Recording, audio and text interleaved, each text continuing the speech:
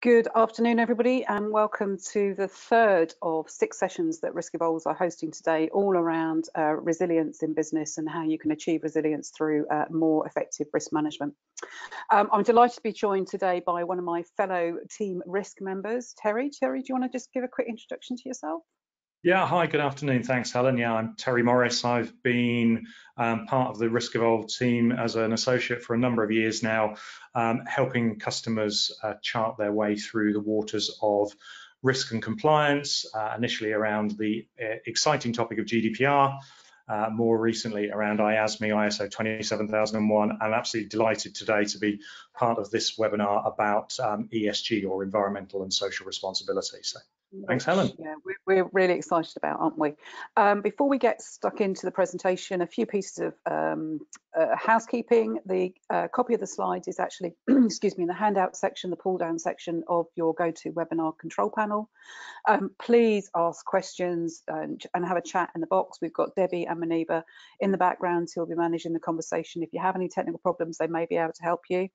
This session is being recorded. It will be available for playback at the end of the session, and also for anybody that's been unable to attend.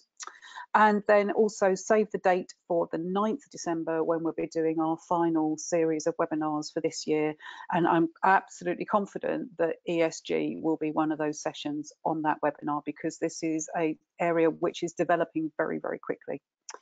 So without further ado, what do we do? Who are Risk Evolves and what do we do? Well, Risk Evolves has been around for 6.5 years now, and we focus on helping businesses navigate their way through the various challenges and opportunities that we find every day of the week through effective risk management. And there's a slide there covers some of the areas that we are focusing on. Environmental and sustainability. There's lots of talk about this at the moment, and one of the reasons I wanted to include this in this session was following a presentation I did for the IOD, believe it or not, in Ghana earlier in the summer, and I did some investigations, some horizon scanning work, and it's really clear that clearly environmental concerns are prevalent across the globe. We've all seen some of the impact of our changing climate and our changing environment when it comes to, you know, the serious floods that we saw in Germany earlier this year, tornadoes and blizzards in America. The list goes on. So clearly there is absolutely an environmental challenge. But when you look at sustainability, and that's broader than just environmental, when we look at the other aspects such as diversity, inclusivity, such as how governance within organisations, how that works, how we support and help our employees, that's also really, really key as well. And in my opinion, it gets lost a little bit in the environmental debate. This slide was included in the first session that I co-presented with Steve Fowler this morning, but I wanted to draw your attention, for those that weren't on that session, to the two graphs that are on the right-hand side. One looks at environmental, the other one looks at societal challenges. And at the bottom of the flare, at the bottom dot of each of those flares and each of those boxes, is the perceived risk by board members. So the World Economic Forum does an annual survey of what the risks are that board members see across their organisations. They then took those same questions to another group of people, and these were the younger people, so the age group that they typically survey are between the ages of 18 and 25, and their perception of the risks that face the globe, and obviously not just companies and other organisations, but global risks that companies to see, is completely out of phase with where board members see them. And if you look at some of the other risks that we as organisations see, for example, around attracting the right skills and retaining the right skills in our business, the need for organisations to step up and do the right thing for our younger generation is absolutely tantamount. And that's what this survey, from my perspective, that's what this survey was telling everybody. Now, ESG is very much on the agenda, and I'm going to let Terry talk about some of the news that's been out there this morning. You may or may not be aware of an organisation called Better Business Act, and for those of you on the call, I would encourage you to go and look at their website. Better Business Act is an organisation, it's a not-for-profit organisation, it's very much a lobbying organisation that is lobbying UK government to make changes to the Companies Act and to make the adoption of ESG credentials not optional, but a mandatory part of Companies House legislation, of the Companies Act legislation. So for me, and this is going to go on to a discussion that Terry and I will have a little bit later, for me, this is no longer optional. This is around businesses have to step up. And I would add, sorry, just going back to that slide, possibly I should have said this earlier, is Risk Evolves are clearly very much signed up to the aims and ambitions of the Better Business Act organisation, the Better Business Act group. We're one of about 700 companies in the UK that have signed this pledge. And we are in great company with the likes of John Lewis, with Innocent Drinks, with Ellie's Foods, and a whole number of other organisations. So I'd encourage you to go and have a look at that. But where do you start? And I think the key thing for anybody that is already a Risk Evolves client, no company will be starting from zero on this. They will already have steps and actions and opportunities in place to try to begin their journey to become an ESG company, to be a company that looks after the environment and is socially responsible and has the appropriate governance around their organisations to ensure that happens. There's lots of buzzwords out there, and certainly here we at Risk Evolves will certainly talk you through some of what some of these meanings are. There is a difference between net neutral, there's a difference between carbon neutrality and offsetting and all sorts of different things. There is a whole new taxonomy that we need to use. But I think the starting point for any organisation is going to be why you want to do it, what are you going to do, and how are you going to do it. It's that back to the core principles of any type of project and organisation and change that you want to do. Think about your why, think about the what, and think about how you're going to do it. Now, Terry, you've been listening to the news this morning, and I think you've got a really great message for companies here on where the opportunity is as well, because we forget sometimes that there is an upside to any risk. So do you want to go through this particular curve? Thanks, Helen. Yeah, I mean, it's like anything. When we find ourselves in a disruptive or disrupted marketplace and there's new drivers coming our way, we're always going to get those who innovate, that are there ahead of the curve, to use the expression. We then have our early adopters. And these are the people that are usually seen as the thought leaders. So we don't all need to be innovators. We don't need millions of Bransons and Jobs, or bring it up to date, Musks and Bezoses in the world. But what we need is the people that get on that bus good and early. And those are the ones that will find themselves with a market advantage, whether that's they're more attractive to customers and prospects, whether they're more attractive to their workforce, as Helen mentioned, and you can see those charts again on the right-hand side there, this disparity between senior board leaders and the young workforce in terms of what's important. And everyone on this call is probably aware that right now it is an employees marketplace. You know, you could argue for the economy it's a good thing or a bad thing, but it is what it is. There is currently a whole load of job vacancies out there that can't be filled. So young workforces have the option and the choice of where they're going to go and work. And I would certainly think, talking to my kids who are now young adults, they're looking at, you know, where do I want to work? What's the best organisation for me to be part of, rather than I need a job? So these early adopters really have the opportunity right now, as the groundswell comes along with ESG, to differentiate themselves. And as Helen mentioned, many of you have probably heard the news this morning. So Boris Johnson addressed the United Nations in the small hours of our time, because he was over in the US, and he's laid out a roadmap to around 4 areas where he sees us making a difference. So they all conveniently start with C, although they don't do that, because we've got cash, coal, cars and trees. But we'll talk on a later slide about particularly one of those 4 that might come as a surprise to some people. But now's the opportunity to make a difference. And we've already begun to see some of this, haven't we, Terry, with some of our clients? So we've already begun to see, and these are smaller companies, which I think is the other interesting aspect of this, that this is being driven as well through the supply chain by larger organisations that they are supplying into. Mm-hmm. So I think to your point about you're going to be the late majority of the laggards, for me, and this could be more of a me statement than anything else, I hate having things done to us. I like to be in a position where I can define what our strategy is, and to then decide and determine how we're going to do something, rather than being told I have to do it now. For me, that moment is now in terms of the early adopters. You know, if you want to be going into supply chain with a slightly different story and a slightly different opportunity, then now's the time to kind of adopt and put your arms around ESG. So what do we mean by ESG? We've started using this slide, and it's actually Maniba who should take the credit for building it, but I love it. And I think, Terry, I don't know where you want to go through this. The economic responsibility is Boris's cash comment, isn't it, this morning? Absolutely. I think most of us think about social responsibility as not having an economic element to it, but it is the foundation of the pyramid. If we're not profitable, if we're not making money, we can't invest. Therefore, we need to take that economic responsibility in order to be able to take the legal responsibility, the ethical responsibility, and the, get my teeth around it, philanthropic responsibility.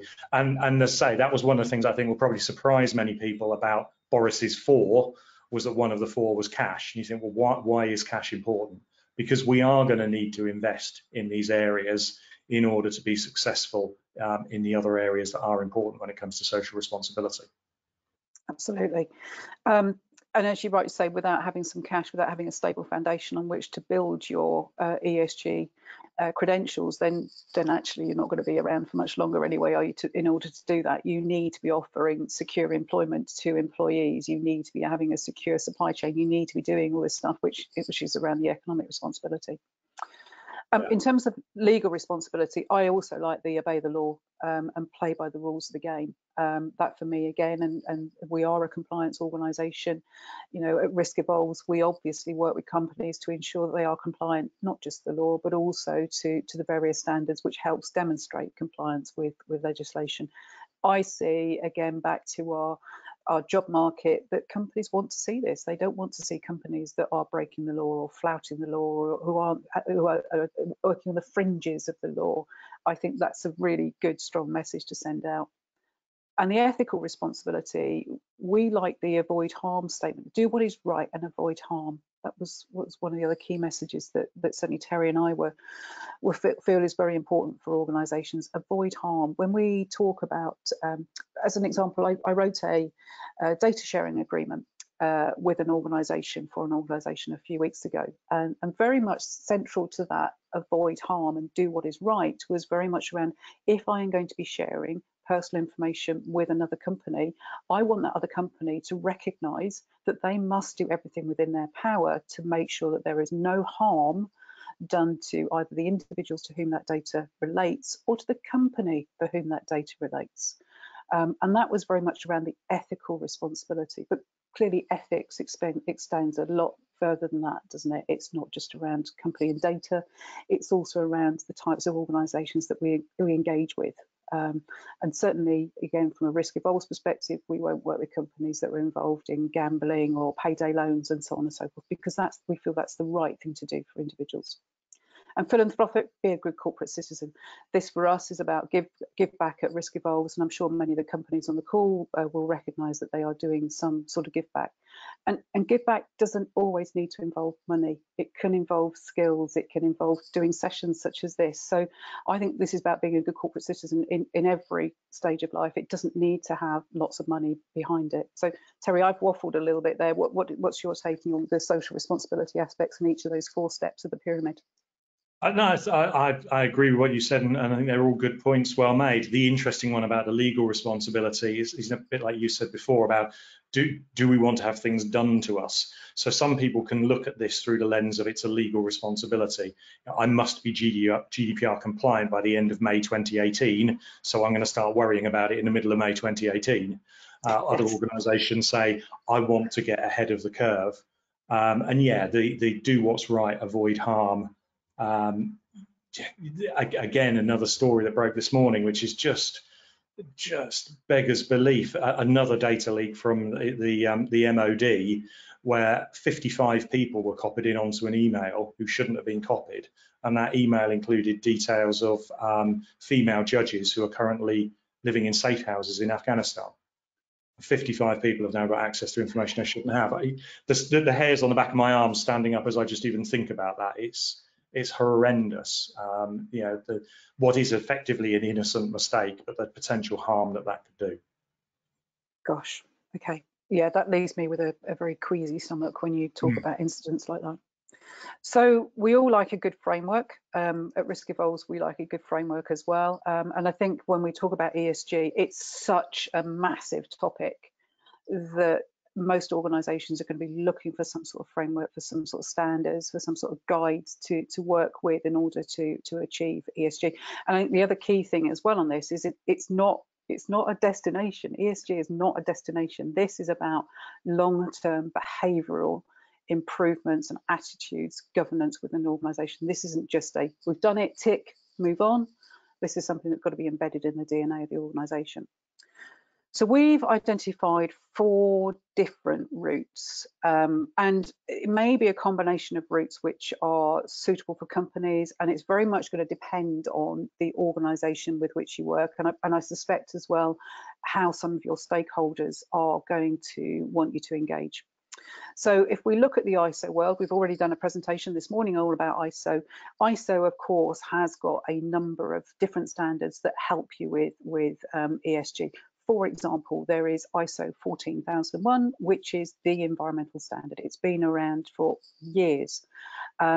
We would always recommend that if you're going to do ISO 14001, and we certainly help companies achieve 14001, that you have one that's delivered through UCAS certification.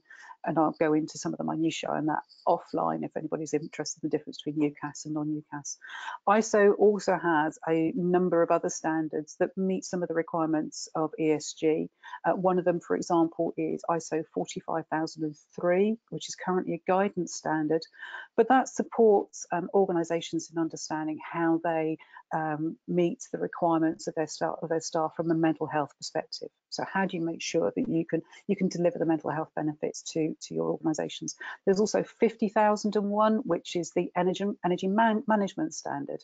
So you can see from an ISO perspective, there are different facets that you can bring together that will give you a framework that you can go out to your clients and say, we are working to continually improve our ESG criteria, and this is how we do it. Another one, if I go to the top right there, is PAS 2060. Now, PAS 2060 has been around for more years than I care to remember as well. And it's one that looks solely at carbon neutrality. So it helps you establish what your carbon footprint is. And in a very similar vein to all the ISO standards, it expects you to continually improve on your carbon footprint. So this isn't just saying, yeah, our carbon footprint is X, full stop. This is about how you're going to do year-on-year improvements. And by the way, this is not just about carbon offsetting. This isn't about establishing that you can go out and buy carbon credits to offset your carbon footprint. What they look for is to see that you are going to take actions to reduce your impact on the environment. Now that's currently a PAS, which is a non-certified standard, although there are independent third parties such as some of the certification bodies, NQA and BSI, for example, will come out and check that you're meeting the criteria of PAS 2060. There is some speculation within the industry that that may also become an ISO standard. So again, an internationally recognized standard. There's 2 other players as well in the environment that we've certainly done some work with and for. So EcoVadis is a French organisation. The name suggests eco. So again, it looks very much at the ESG criteria, ESG credentials of an organisation. And there's 3 different ratings you can be with EcoVadis. You can be bronze, you can be silver, you can be gold rated company. And very similarly to the ISO, again, it's not just a do once and move on. It's very much a do, achieve, and continue to improve. And that again looks at not just the environmental aspects, but also look at the societal. So what are you doing for diversity, inclusivity, mental health, give back, the philanthropic, all the aspects of the pyramid to make sure that your organisation can achieve sustainability. And in the top left-hand corner, we have got B Corp. Now, B Corp is actually the one that Risk Evolves is currently, we're in the process of submitting our application to become a certified B Corp company. It is recognised, it's one that you may recognise if you shop at Cook Foods, if you buy innocent drinks, and a number of other organisations as well. Similar in many ways to EcoVadis. Again, it's a question set that you have to go through, and then you feedback evidence that you are actually doing what you're saying you're doing from an ESG perspective. And actually, I should add that both EcoVadis and B Corp are both evidential. They don't just let you do a tick in the box, move on. They are asking for evidence that you are actually doing what you're saying you're doing. B Corp is slightly different from EcoVadis. For those of you that are possibly involved in company setup and company direction, you are expected to, if not change your articles of memorandum and association to make it a responsibility of directors to be B Corp, to sign up to all the B Corp criteria, that you absolutely have a very strong policy that again makes the directors accountable for sustainability within your organisation. Supply chain wise, we've seen certainly requests from us, so from our customers to help them achieve EcoVadis 14001, B Corp. We've yet to have any customers come to us with PAS 2060, but we think that's probably because it's not an ISO. But the other three are being driven down through larger companies into the supply chain. So it's one to watch out for. And if you want to be one of those early adopters, as Terry mentioned earlier, one of those three, B Corp, ISO 40001, 2020, and the EcoVadis solutions may be appropriate for your organisation. And on that point, Helen, it's probably worth mentioning, you talked about supply chain. There are organisations now starting to use this certification as a differentiator. So more and more we're seeing such and such, a B Corp corporation. And in fact, some of the online retailers, obviously there are many available, so I'm not plugging any particular one, but I know for a fact you can go into Ocado, you can also go into Boots online, and you can search by B Corp suppliers. So you can filter down your shopping list to only see people in the supply chain who are B Corp certified.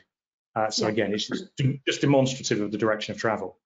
And I think what's really interesting is the speed at which these certifications are also being adopted, isn't it, Terry? So I can't remember how many B Corp corporations there were 5 years ago, but there's been exponential growth in the B Corp space, and I'm sure the similar is available for EcoVadis as well.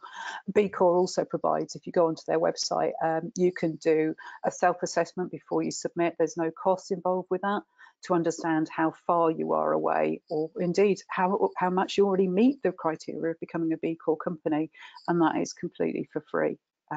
So yeah, I think this is an area which is going to grow exponentially.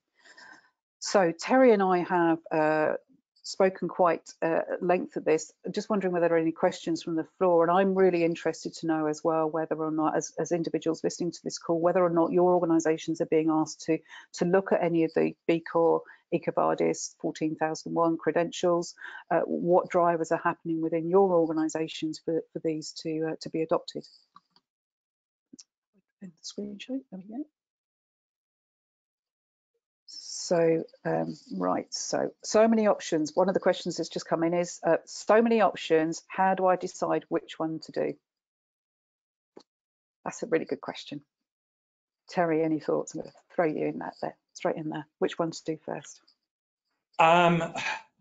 So we've not included a chart in here because we didn't want this to be death by PowerPoint, but we do have a summary which shows of PAS, EcoVadis, ISO and B Corp where the primary focus is. So some are focused more on the, if you like, the CSR side of things. Others are focused more on the green credentials.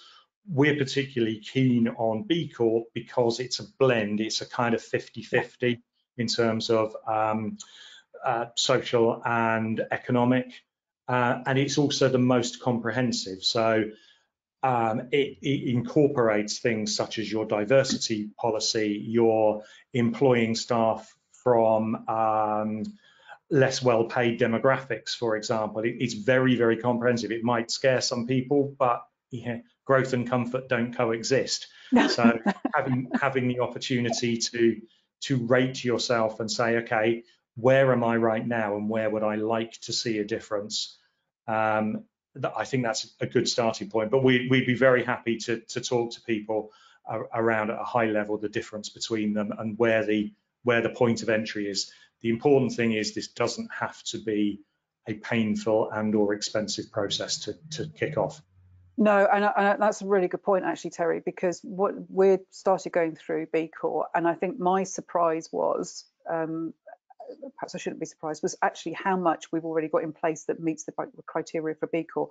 So for B Corp, for example, you have to achieve 80 points. I can't remember off the top of my head where we are, but we've got some of the standards, for example, which all go to support a B Corp or an EcoVadis type assessment. By having 9001, we've got a governance system in place, which means we understand what training our guys, which training of the team have already received. We have a supplier management process, which means that we know and understand who our suppliers are. We have an ethics policy because we won't go out and deal with certain companies. So all of those things may sound inconsequential, but actually begin to add up when you're looking at these certifications. We do lots of give back. You know, I do these presentations. We obviously work with the police on some of the cyber essentials work, etc. And again, they all add up. And I think my surprise was actually we're doing more than I've given ourselves credit for. So do these certs take months? That's a really good question as well. Depends, and I hate saying it depends because that sounds really kind of a bit of a cop-out. It's going to depend on how big the organisation is and what your scope of organisation is. You know, Risk Evolves is a relatively small company. We have lots of data at our fingertips. We are aiming to be B Corp certified by Christmas. And some of that is obviously going to be dependent on how quickly B Corp can turn the assessment round.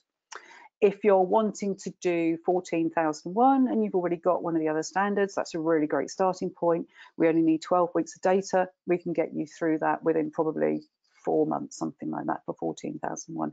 If you're a very large organisation with a really complex carbon footprint, that's going to take a little bit of time just to pull the data together to understand where you are from a aspects and impacts perspective for 14001, or again what your carbon footprint is and therefore the offset is for any other B Corp, PAS 2060 and EcoVadis. But I think my message is start. It's not, in fact, it's not, I think the message would be to start today because this isn't going away. Terry and I are absolutely convinced that this is both an opportunity for those companies that adopt now and a risk for those companies that don't start work on their journey, on their ESG journey. So yeah, any other questions, any other thoughts, Terry? No, I think you're in danger of saying what we've said a number of times. This will happen. It's inevitable. It's whether you do it now or you wait to be forced to do it. And interestingly, I don't know if you're aware that one of the things that's being debated at the moment, there's a move which I personally, as a consumer and as someone that wants to do my bit for the planet, I'm very pleased about, a move to try and standardise the connectivity for charging small devices. So as we know at the moment, you know, if you're charging Apple, you've got one of these USB-Cs, Android something different, and then there's a number of proprietary ones out there. And I know I've got a box full of cables at home and a packet full of cables that I take around with me in my laptop to make sure I can connect to things. And one of the organisations that you would normally call an innovator has pushed back and said, we don't like the thought of this. Of course you don't. It's because you like to charge £75 for a small piece of white plastic. But people versus profits. So yeah, what do you want to be known for? And one of the reasons why we're going to do some follow-up sessions and the webinar will save the date on the 9th of December is I'm convinced that there will be a lot more support, especially for smaller businesses coming out from UK government. If Boris is insistent that we have to focus on cash, cars, coal and trees, there are going to be incentives to help do that. The other thing that we'll start doing as well, if you follow us on LinkedIn and look out for blogs and so on, so we'll start signposting to organisations that can help with this. So for example, there is a group, if you're based in the West Midlands, called Sustainability West Midlands. Wonder what they do. So there are lots of organisations that are there to help, including Risk Evolves. Of course, I have to say that'd be remiss of me not to. So we're at the bottom of the hour. I don't have any further questions. Terry and I are always happy to take questions offline. We're available on LinkedIn, etc., and so on. We are on Facebook. No, we're not on Facebook. We're on Instagram, Twitter, LinkedIn. So please look out for articles. Sign up to the newsletter. And yeah, we'll be very happy to help and take any other questions. Otherwise, thank you very much for attending. We do have another session at 2 o'clock, so a little bit of time to grab some lunch.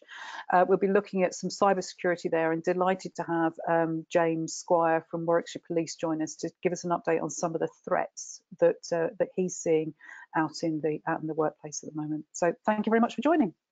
Thanks, everyone. Thank you.